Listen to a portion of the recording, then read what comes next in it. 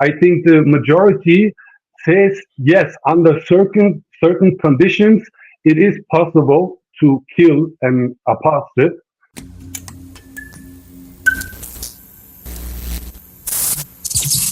Is apostasy allowed in Islam, Brother Hassan? Yeah, I cannot give a clear answer to that because this is a very difficult topic. Difficult because there's so much viewpoint on this, and in my tradition, I follow the Sunni Islam in the tradition of Abu Hanifa. This is the majority of the Muslims are in that tradition, and even in this tradition, this topic is highly debated, and I think the majority says yes, under certain conditions, it is possible to kill an apostate. But now comes but. As a convert, I had a lot of thoughts on this topic because I grew up in the West, I grew up in Germany, I grew up with free speech and all this. So I had a big problem with that. How can my religion, which I believe in so strongly, and I live my life according to that religion, and sometimes it's not easy. You need to be steadfast, and sometimes you have some difficulties, with certain topics. And for example, this was a big topic for me. So I studied what the Quran says about apostasy. The Quran mentions apostasy, I think, in 3 verses, and always the apostate gets punished in the hereafter, not in this life. He gets punished by Allah in the hereafter, and all his good deeds will turn to dust. So if he died as an apostate, then all his good deeds will be turned into dust.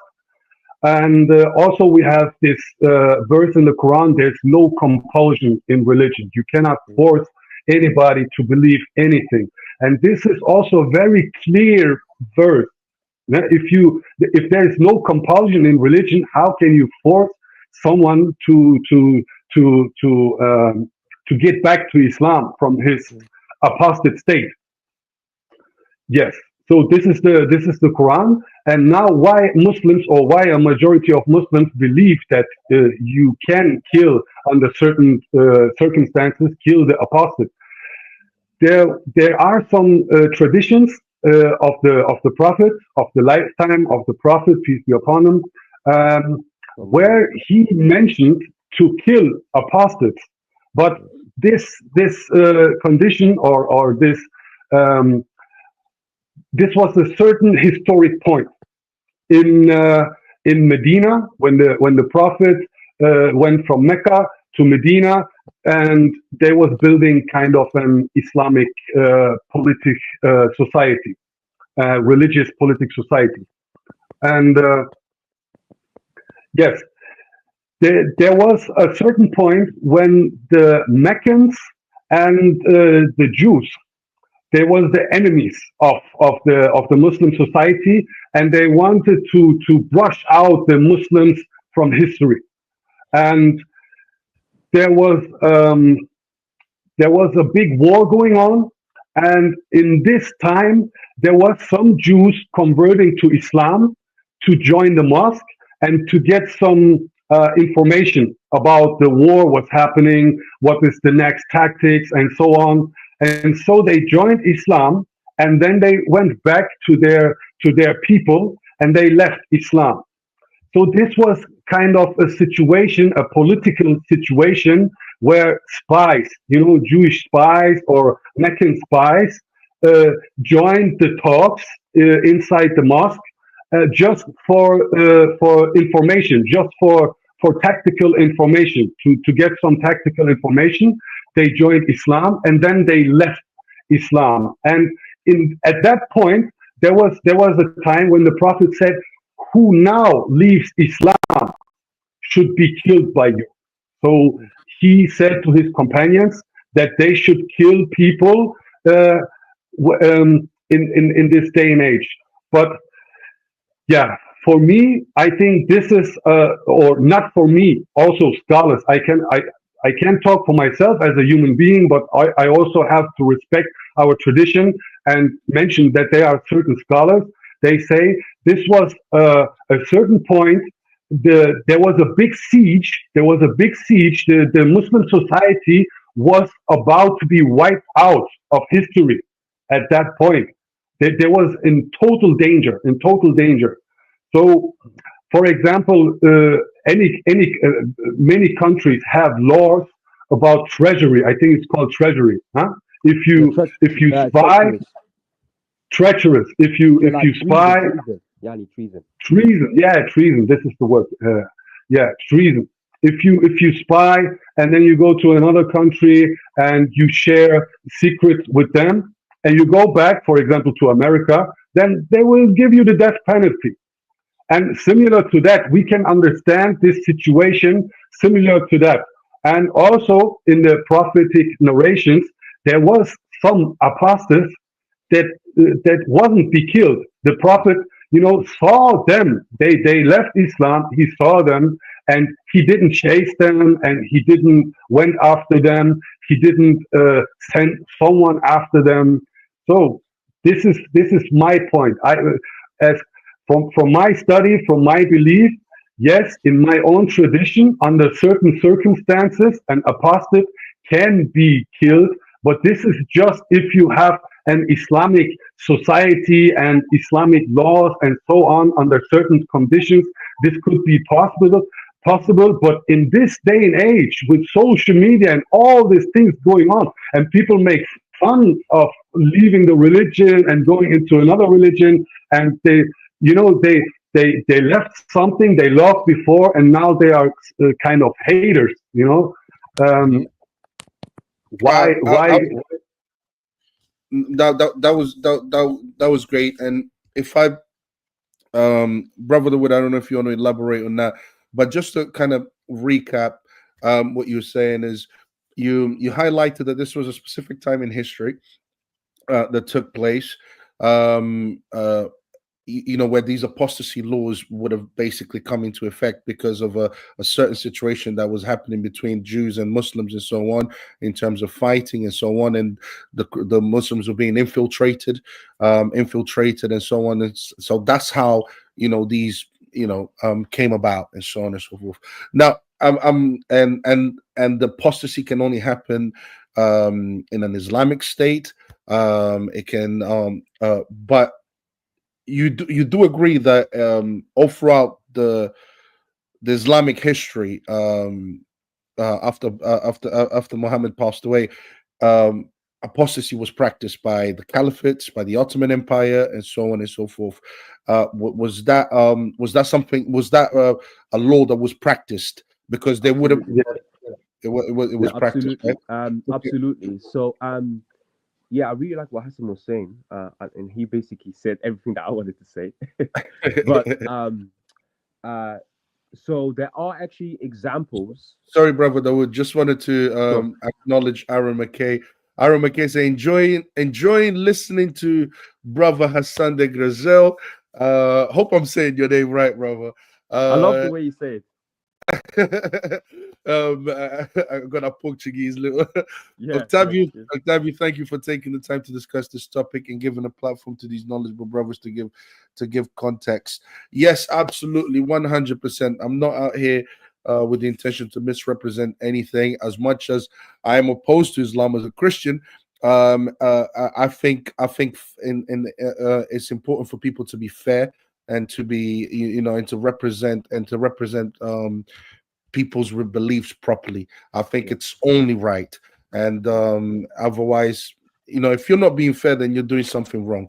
And in Christianity, that's wrong. So I couldn't yeah. do that. But I appreciate that, Aaron. Okay, sorry, brother. That would what were you Sure. saying? Yeah, yeah. So there's a lot to go through, and I'm also gonna be very not controversial, but I'll push the boundaries a bit because we want to be as transparent as possible, and I may know one or two things, and if I just keep them hidden, then again I wouldn't be fair either. That's right. There are instances in Islamic history, like you mentioned, where apostasy is being used, where apostasy is used on a state level, Mhm. but then also instances where apostasy is used by citizens and subjects, you know, like as in people who are not part of the state, who take the law by their own hands and go and kill someone. Is that something that central, because central Dawah was pretty much behaving in that manner, Yeah, where he was not seeking the permission of the state or the yeah, authority of the state. He was saying that yeah, he will do it himself. He will yeah, take the law upon his own yeah, hands and yeah, carry it out himself. yeah, Is that yeah. similar to that? Exactly. So there has been incidences. There's an incidents by um, Sheikh Mohammed Al Ghazali, Radwa Anha. He passed away. A big scholar from Egypt. There was a man who was accused of being a lawyer, Egyptian lawyer, who was accused of rida. Rida here meaning apostasy. Apostasy. And he wasn't executed, or he wasn't put on trial by the Egyptian government. So a group of young men got hold of him and killed him.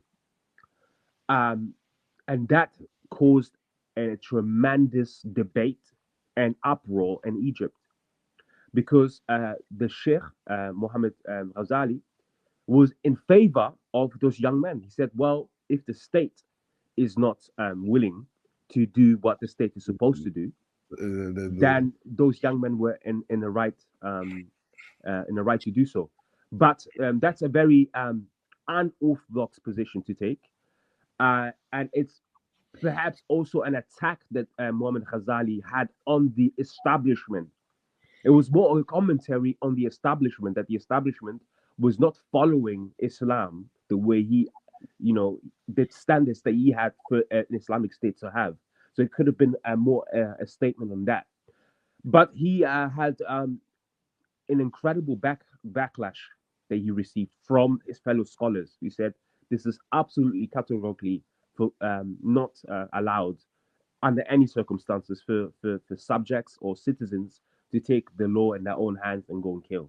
It goes precisely against um, the precepts of Islamic governance. Um, and why? How do we know this? That those killings have to be sanctioned when they do happen. And also, I think what we would do next is maybe perhaps define what apostasy law is, and the types of apostasy, and how we talk about this in more depth, so that the viewers really get a really good understanding of what we're talking about. But yeah, there are examples where the Prophet Muhammad sallallahu alaihi wasallam rebukes vigilantism and rebukes taking the law into your own hands. During a battle, there was a Sahaba. Some riwayat, some narrations are about Khalid ibn Walid, who had committed such a crime. But there's another one where another companion committed a similar crime, where there was a man who was on a battlefield, and he capit he what's the word, that military word, capitulate, right? He capitulates and says, listen, Capitulate. he capitulates, yeah, he Yeah. capitulates and says, I take my shahada. The companion hears this and says, nope, you're just saying it to survive, you're just saying it to live. Mm. Kills him. The prophet hears this, he hears this, and he gets extremely angry, and it says, on a day of judgment you will have a problem. Of He says something of that. The Shahada is the testimony of faith. Yeah, he We says, are speaking to Christian meaning he audience. rebukes, exactly, he rebukes. He says, you had no instructions, you had no legitimacy to kill him, because you don't know what is in his heart, right? So here is a clear example that execution on that level needs to be sanctioned, has to be sanctioned by an authority. You can't just go around. And this has been the standard for a very, very long time. And at times, in this instance with the Prophet Muhammad SAW, is something positive.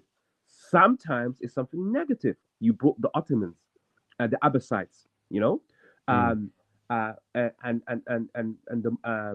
the Mamluks, right? All these empires have used apostasy laws as a tool to get rid of political opponents. You know, it's very, very dangerous. We have these cases today where neighbors are being accused of apostasy. You know, it's being used as a tool to harm someone. You know, and that has been used like that in Islamic history. You will find instances of it. I wouldn't say necessarily this is something that is quite prevalent, but it does happen. Um, and Yeah, so this is something that I mean, you know, answering directly your question about does this happen in Islamic history. However, there are statistics that we have. The statistics that we have, so pre-colonial era, there are certain historians, like Western historians, who have like numbers, you know, of like how many people have been killed. But if you look through Hassan mentioned Hanafi um, handbooks, you know, Hanafi handbooks of like cases in the Ottoman era period. We can look at how many apostates were killed per year. We have those documents to this day. We also have documents pre post colonial, meaning when the colonial forces come into the Islamic world and abolish apostasy, actually, you know, and the result of what happens. That we have um, uh, records of that, and we also have records of like apostasy from the say the last 40 years, you know, or 50 years, and and there we have about four apostasy executions that took place, four executions in the last 50 years in Islamic countries, um, and also that apostasy laws by execution are quite rare, no, are quite numbered in the legislation written. There are penalties in different countries, but for example, in Afghanistan in 2006, there was a very, very prominent case by a man called Abdurrahman something something, and he was working in Pakistan with a Christian missionary organization, and he accepted Christianity. Well, he became a Christian. Uh, Upon returning back to Afghanistan, he was trying to convert his wife. The wife, she asked for khula, a divorce, and it was granted. And then they went to court because of the custody of the children. Because it's an Islamic country, one of the precepts of Sharia is protection of religion. Mhm. So the woman won custody. So he wanted to leave Afghanistan because there was a penalty upon him.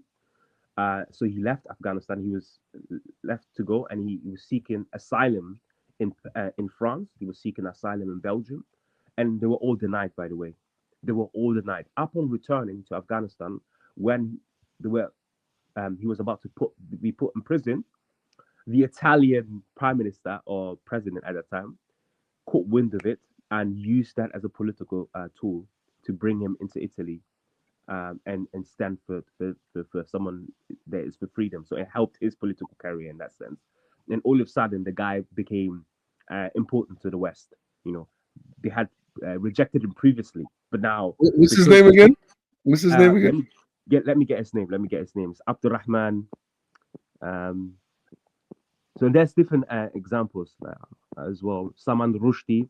I mean, Hassan knows about this. Salman Rushdie is another. Oh, Rushdie. Yeah, there was a thing on his head, wasn't it? I forgot Yeah. what fatwa on his head. Yeah. Okay, his name is Abdurrahman Abdul Manan. Yeah, and Okay.